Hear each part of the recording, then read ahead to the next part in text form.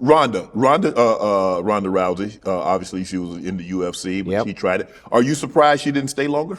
No, not at all. It's hard. It's really hard. And what they were asking Ronda to do was very difficult. The schedule was crazy still at that time. This is pre-COVID. She comes in 2018, 17, something like that. And at first it's very easy. And I don't mean this in a negative way, but everything's curated for her. So everything's choreographed. And, she has one match every 6 months or something like that. And it gets well rehearsed. And that's fun. And you get to do wrestling that way. And that can be really fun and that can be addicting for people. But that's not really what wrestling is. Nice. Wrestling's a bit of a grind. And you have to... a couple of times a week, huh? And it used to be 5 times a week. And you have to but that's how you learn your craft, But if you're not used to that and you're coming in, and it's not Ronda's fault, you're coming in and that's how you're presented, and then you have to work backwards. You have to work, opposite of the way I did, where I came up doing all that, and then I got to do the fun stuff at the end. That's easier because now it's like, oh wow, wait, you tell me I only have to wrestle 50 times a year? Easy. I used to do 250, Exactly, yeah. So this is nothing. When you go the other way, that is a really hard thing to do. And she had other aspirations, She wanted to be a mom. Yeah. And it's really hard to be a mom and do our gig, especially when you want to have multiple kids. And, kudos to her. She traveled with her oldest daughter a lot, the same way myself and my wife did with our daughter. And that's a really difficult thing to do. And if you're not having fun and you don't love it, it does not surprise me that she was like, I need to get away from this. And not to say she won't come back and give it another go, because she does have a talent for it, but it doesn't surprise me. Bad Bunny, who performed at the Super Bowl. Yes. Did you get that? You meet Bad Bunny? Oh yeah, I've met Benito multiple times because he has done a couple things for us from time to time. He had an absolutely wonderful match with Damian Priest in Puerto Rico a couple of years back.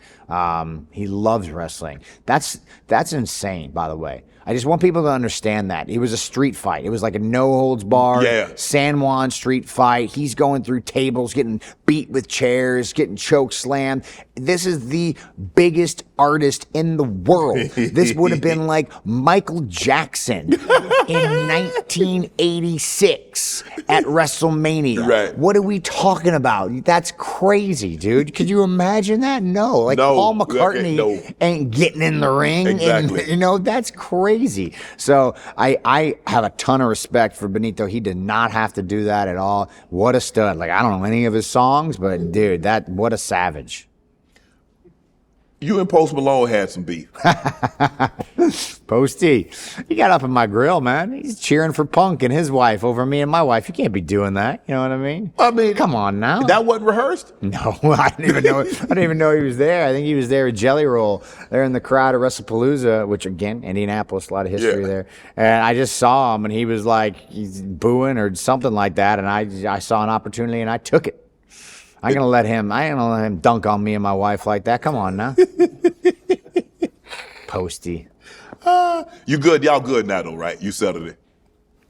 Damn, you don't let stuff go, Seth. Oh.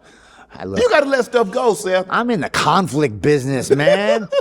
There's no money to be made if everybody's What about conflict resolution? Yeah, that's what it is. That's where we get paid, sir. A fan attacked you. Why did you press charges? That guy, from my understanding, he was catfished by somebody pretending to be me, and he was not. He was. I don't want to, be rude, but he was not all there. Right. There was something off about him. Okay. It felt like for me, it felt like the wrong thing to do to try to get him incarcerated in any way. Right. And he wasn't a person that had the means to pay for a big fine and go through a whole legal process. I asked the judicial system that contacted me. I said, could we look into please getting this guy some help? Like he's not. Awesome. I'm lucky that he didn't bring anything to be particularly violent with. That's something that's like very scary in situations like that. But thankfully we got on the other side of it, and you're able to look at it in its totality. Like, okay, what's the best course of action here? And it's probably to try to help this guy if we can do that. So I was not able to follow up. I don't know, but what I do know is that I chose not to press charges for that reason. It didn't seem to me that was going to solve the problem. GOAT couples, we got you and Becky Lynch.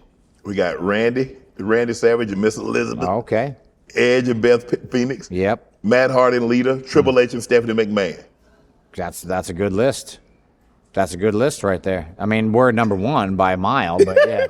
Shout out to Edge and Beth. They're both great in the ring, but they don't have the accolades that myself and my wife have. Correct. So, Stephanie and Hunter, Did she just wrestle in WrestleMania? Who's that? Becky. Becky? She was at the Rumble. She was Yeah, in the Royal Rumble. Rumble. Yeah. She was in the Royal Rumble last week. Yeah. In Riyadh, Saudi Arabia. Did not Liv, win. I think Liv won. Yeah. Liv won the Royal Rumble. Yep. Becky has won the Rumble before. Yeah. First woman to main event WrestleMania. Right. And then myself. You read the accolades earlier. I mean, there's nobody on that list that's even close. Is it easier to date a woman that's in the business with you? Because a guy told me one time, he said, you understand why movie stars date other movie stars? I said, nah. Why? I said, they like each other? No. He said, because the other know what it's like to live that life. Yes, that part of it is very beneficial. It's something that's like, you don't want to mix business with pleasure, because if it doesn't end well, the risk. They still wrestle. You got to see each other. Yeah, it's hard. And then they date somebody else. You're dating somebody else. It's not fun. Like, that's just not a fun thing. So you do try to avoid it.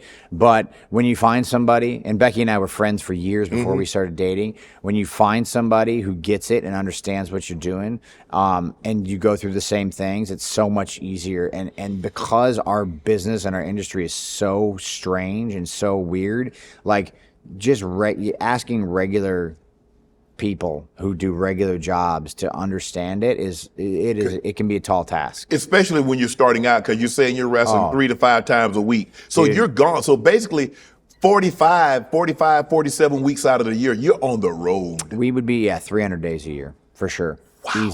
Easy with the travel and the media. Yeah, I'd wrestle, like, my craziest years, I would wrestle probably close to 215 matches a year.